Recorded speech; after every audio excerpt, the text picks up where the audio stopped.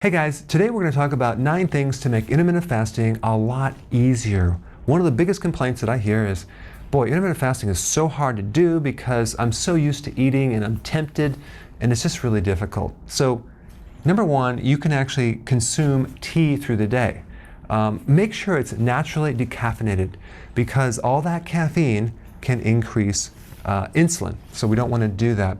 But you can do teas like slippery elm bark tea, you can do liver supporting tea, kidney supporting tea. You can start to target different organs with different types of teas just to support your body.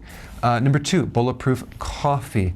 That's going to allow you to go a long period of time, and if you've never heard about this before, it's basically coffee with some fat, whether it's butter or coconut oil. You blend it up and you drink it, and it will allow you to go a lot longer than if you just had regular coffee. But just make sure you don't do more than 1 cup because the caffeine, again, will spike insulin and it'll mess up your adrenals. All right, 3, electrolytes. These are electrically charged minerals like potassium, magnesium, and even calcium and even sodium that will actually improve insulin resistance. Number 4, apple cider vinegar. This one's really important right here. If you were to do a tablespoon of apple cider vinegar with some water and drink that a couple times through the day, this will improve blood sugars. It will also help you if you have a fatty liver. But this is a really important one. Number 5, a kale shake. Kale shakes are a great way to drink your salad. So I do a lot of them. You basically freeze the kale, take it out, blend it. You can either put berries in there and blend it up to actually offset some of the bitterness, or not even put berries at all to keep the sugars way down. I like to put lemon wheatgrass juice powder in there. That way it's a little sweet, and that will make this very easy to consume. Plus you have all the chlorophyll from the wheatgrass. Number 6, keto bombs at the meal. So if you're doing 2 meals or even 1 meal a day, and you prepare some keto bombs, which are kind of fat cookies, and you consume enough of those, it's going to be really easy to go from 1 meal to the next without having a problem.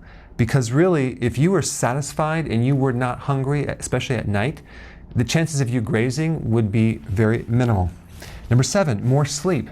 Anytime a person is tired, they're going to be hungrier and blood sugars are going to be off too. So even take a nap, that will help you. But sleep is a real key thing to make this easier. Number 8, exercise. Exercise can definitely help your blood sugars, but here's the catch-22. If you're just starting intermittent fasting, you probably want to do walking, and if you want to do some intense exercise, make it right around the meal because you can tap out your blood sugars pretty quick, end up with a low blood sugar, and make it very uncomfortable to do intermittent fasting. And lastly, number 9, spend more time while you're eating that meal or 2 meals. Last thing you want to do is scarf a lot of food down your throat too fast. Take your time, chew your food, let it digest, and you're going to find that intermittent fasting will be much better so you don't end up with some situation where you're bloating and you're stuffed and you're creating more stress in the digestive system. Hey, thank you so much for watching. Keep spreading the word and share this video.